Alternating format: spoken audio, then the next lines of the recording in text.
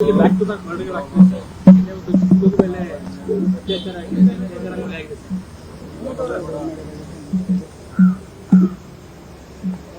ದಸರಾ ಮುಗಿದ ಬೆನ್ನಲ್ಲೇ ಯಾವ ರೀತಿ ಗೊಂದಲ ಸೃಷ್ಟಿಯಾಗಿತ್ತು ಅನ್ನೋದ್ರ ಬಗ್ಗೆ ಸಾರ್ವಜನಿಕರು ಆಕ್ರೋಶ ವ್ಯಕ್ತಪಡಿಸುತ್ತಿರುವಂತಹ ಸಂದರ್ಭದಲ್ಲೇ ಮೈಸೂರಿನ ಹೃದಯ ಭಾಗದಲ್ಲಿರುವಂತಹ ದೊಡ್ಡಕೆರೆ ಮೈದಾನದಲ್ಲಿ ಕಾರ್ತಿಕ್ನ ಸಹಚರನ ಕೊಲೆ ಆಗುತ್ತೆ. ಆದಾಗಿ ಸಾವರಿಸಿಕೊಳ್ಳುವಷ್ಟರೊಳಗಡೆ 9 ವರ್ಷದ ಬಾಲಕಿಯ ಮೇಲೆ ಅತ್ಯಾಚಾರ ನಡೆದು ಮತ್ತೆ ಅಲ್ಲೇ ಕಗ್ಗೊಲೆ ಆಗುತ್ತೆ. ಮೈಸೂರಿನಲ್ಲಿ ಏನಾಗ್ತಾ ಇದೆ? ಮೈಸೂರು ಹೇಳಿ ಕೇಳಿ ಪ್ರಜ್ಞಾವಂತ ಜನರಿರುವಂತ ಊರು. ಇಲ್ಲಿ ಕ್ರೈಮ್ಗಳಾದ್ರೆ, ಎಲ್ಲೇ ಒಂದು ಸಣ್ಣ ಘಟನೆ ಆದ್ರೆ ಮೈಸೂರಿಗರಿಗೆ ನೋವಾಗುತ್ತೆ. ಒಂದು ಒಗ್ಗಟ್ಟಾಗಿ ಯೋಚನೆಯನ್ನು ಮಾಡ್ತಾರೆ. ಇಲ್ಲಿ ಸೆನ್ಸ್ ಆಫ್ ಓನಿಂಗ್ ಇದೆ, ಬಿಲಾಂಗಿಂಗ್ನೆಸ್ ಇದೆ. ಇಂಥ ಮೈಸೂರಿನಲ್ಲಿ ಈ ರೀತಿ ಪೈಶಾಚಿಕ ಘಟನೆಗಳು ನಡೀತಾ ಇರೋದು ನೋಡಿ ಜನಕ್ಕೆ ದಿಗ್ಭ್ರಮನೂ ಆಗಿದೆ. ಒಂದ್ ರೀತಿ ನಮ್ಮ ಮೈಸೂರಲ್ಲಿ ಇಂಥದ್ದು ನಡೀತಾ ಇದೆಯಾ ಅಂತ ಹೇಳಿ ಎಲ್ಲರ ಎದುರುಗಡೆ ನಾಚಿ ತಲೆ ತಗ್ಗಿಸುವಂತ ಪರಿಸ್ಥಿತಿ ನಿರ್ಮಾಣ ಆಗಿದೆ.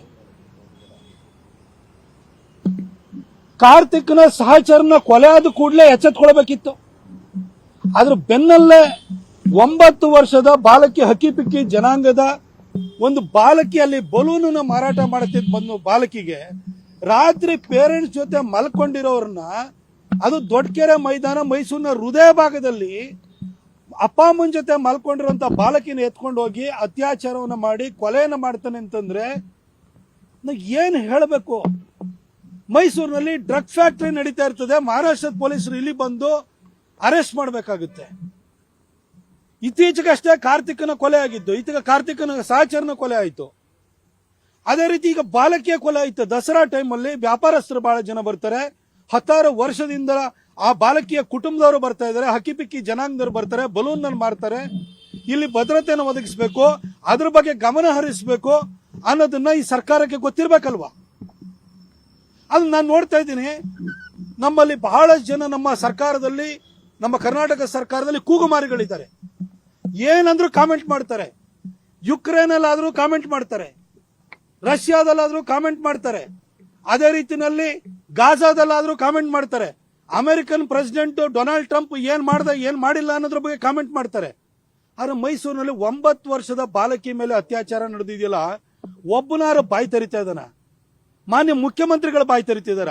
ಯಾರ ಸಿಕ್ತವ್ರನ್ನೆಲ್ಲ ಗದರಿಸುವಂತ ಡಿ ಕೆ ಶಿವಕುಮಾರ್ ಬಾಯಿ ತೆರಿತಿದಾರ? ಎಲ್ಲದಕ್ಕೂ ಬಾಯಿ ಹಾಕುವಂತಹ ಅಲ್ಲಿ ಪ್ರಿಯಾಂಕಾ ಖರ್ಗೆ ಮಾತಾಡ್ತಿದಾರ? ಅಂತಾರಾಷ್ಟ್ರೀಯ ವಿಚಾರಗಳ ಬಗ್ಗೆ ಎಲ್ಲ ನಾನು ಬಹಳ ಪ್ರವೀಣನ್ ತರ ಇಲ್ಲಿ ಅದಿರನ್ನ ಲಪಟಾಯಿಸುವಂತಹ ಲಾಡು, ಮಾತಾಡುವಂತ ಲಾಡು, ಇದ್ರ ಬಗ್ಗೆ ಧ್ವನಿ ಎತ್ತಿದಾರ? ಅಲ್ಲಿ ಯಾರ ಚಿಕ್ಕಬಳ್ಳಾಪುರದಲ್ಲಿ ಒಬ್ಬ ಕೂಗು ಮಾರಿದಾನೆ, ಅವನು ಮಾತಾಡ್ತಿಲ್ಲ.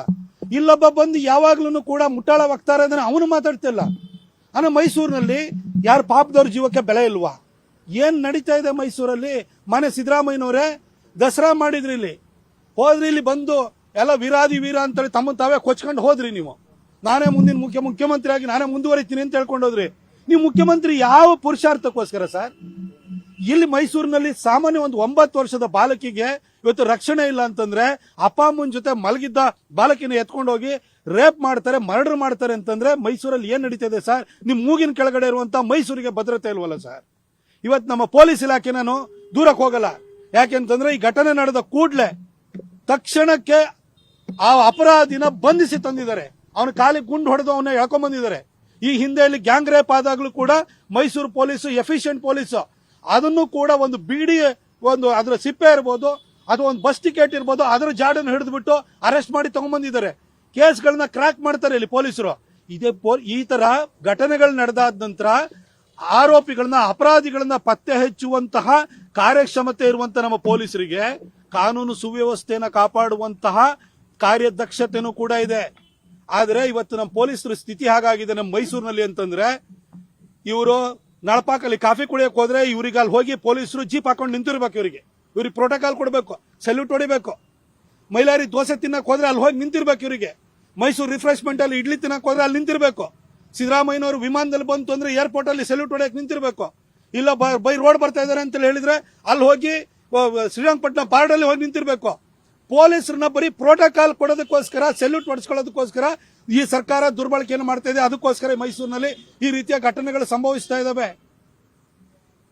ಇಲ್ಲಿ ನಮ್ಮ ಉಸ್ತುವಾರಿ ಸಚಿವರು ಇದ್ದಾರೆ. ಉಸ್ತುವಾರಿ ಸಚಿವರು ಏನಕ್ಕಿರೋದು? ಏನು ಕಾನ್ಸ್ಟಿಟ್ಯೂಷನ್ ಪ್ರಿಯಾಂಬಲ್ ನ ಬೋರ್ಡ್ ಹಾಕ್ಸೋದು, ಓದಿಸೋದು. ನೀವು ಕಾನ್ಸ್ಟಿಟ್ಯೂಷನ್ ಪ್ರಿಯಾಂಬಲ್ ಏನ್ ಹೇಳುತ್ತೆ ಸರ್? ಮನುಷ್ಯನಿಗೊಬ್ಬನಿಗೆ ಸಾಮಾಜಿಕ ನ್ಯಾಯ ಕೊಡಬೇಕು, ಆರ್ಥಿಕ ನ್ಯಾಯ ಕೊಡಬೇಕು, ಅವ್ರಿಗೆ ರಕ್ಷಣೆ ಕೊಡಬೇಕು ಅಂತ ಪ್ರಿಯಾಂಬಲ್ ಹೇಳಲ್ವಾ? ಬರೀ ಪ್ರಿಯಾಂಬಲ್ ಓದಿಸ್ಬಿಡು, ಅಲ್ಲಿ ಅಂಬೇಡ್ಕರ್ ಬಾಯಲ್ಲಿ ಅಂಬೇಡ್ಕರ್ ಬರುತ್ತೆ, ಇಲ್ಲಿ ಒಂದು ಹಕ್ಕಿ ಪಿಕ್ಕಿ ಜನಾಂಗದ ಅಂಬೇಡ್ಕರ್ ಅವರು ಯಾವ ದೀನ ದಲಿತರ ಬಗ್ಗೆ, ತುಳಿತಕ್ಕೊಳಗಾಗೋದ್ರ ಬಗ್ಗೆ ಅವರಿಗೆ ರಕ್ಷಣೆ ಮಾತಾಡಿದ್ರಲ್ಲ, ಅವರಿಗೆ ರಕ್ಷಣೆ ಕೊಡೋದಕ್ಕೋಸ್ಕರ ಅದ್ಭುತವಾದಂತಹ ಕಾನ್ಸ್ಟಿಟ್ಯೂಷನ್ ಬರೆದ್ರಲ್ಲ, ಅದ್ರ ಪ್ರಿಯಾಂಬಲ್ ಓದ್ಕೊಂಡ್ಬಿಟ್ಟು ನೀವು ಮಾತಾಡೋದ್ ಬಿಟ್ರೆ ರಕ್ಷಣೆ ಕೊಡ್ತಾ ಇದ್ದೀರಾ ಸರ್?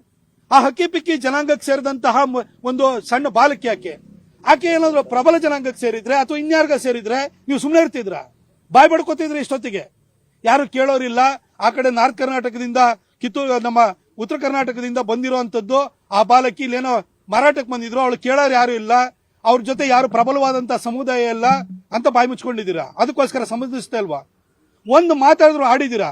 ಅದ್ಯಾವ್ದೋ ಬಿಗ್ ಬಾಸ್ ಅಂತೆ, ಅದನ್ನ ನಡೆಸ್ತಾ ಇರೋದಕ್ಕೆ ಅಲ್ಲಿ ಹೋಗಿ ನೀವು ಬೀಗ ಹಾಕಿಸ್ತೀರಿ. ಅದಾದ್ಮೇಲೆ ಬಂದ್ಬಿಟ್ಟು ಬೀಗ ಹಾಕ್ಸಿದವ್ರೆ ನಾನೇ ಬಹಳ ಇದು ಏನೋ ಸೇವಿಯರ್ ಅನ್ನೋ ತರದಲ್ಲಿ ಬಂದು ಪೋಸ್ಟ್ ಕೊಡ್ತೀರಿ. ಇದು ಬಿಟ್ರೆ ಏನ್ ಮಾಡ್ತಾ ಇದ್ರಿ ಸಿದ್ದರಾಮಯ್ಯನವ್ರು? ನೀವಾದ್ರೂ ಏನ್ ಮಾಡ್ತಾ ಇದ್ರಿ?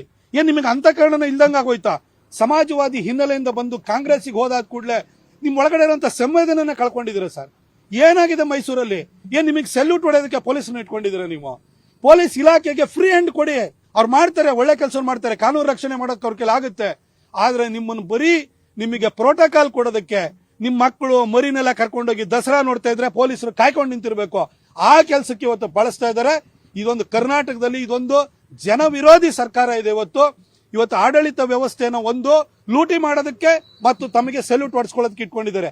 ಅದ್ರ ಜೊತೆಗೆ ನಮ್ಮ ಪೊಲೀಸ್ ಇಲಾಖೆನಲ್ಲಿ ಈ MLAಗಳ ಕಾಟ, ಒಂದೊಂದು ಸ್ಟೇಷನ್ ಅಲ್ಲಿ 50 ಲಕ್ಷ 60 ಲಕ್ಷ 1 ಕೋಟಿ ವಸೂಲಿ ಮಾಡ್ತೀರಿ ನೀವು.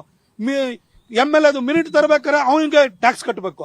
ಇಲ್ಲೊಬ್ರು ಟ್ರಾನ್ಸ್ಫರ್ ಮಿನಿಸ್ಟರ್ ಇದ್ದಾರೆ, ಚೀಫ್ ಮಿನಿಸ್ಟರ್ ಮಗ ಯತೀಂದ್ರ ಟ್ರಾನ್ಸ್ಫರ್, ಇವರು ವರ್ಗಾವಣೆ ಖಾತೆ ಸಚಿವರು. ಇವರು ಯಾವ ವರ್ಗಾವಣೆ ಆಗಬೇಕು ಅಂದ್ರೆ ಯತೀಂದ್ರ ಹತ್ರ ಹೋಗ್ಬೇಕು.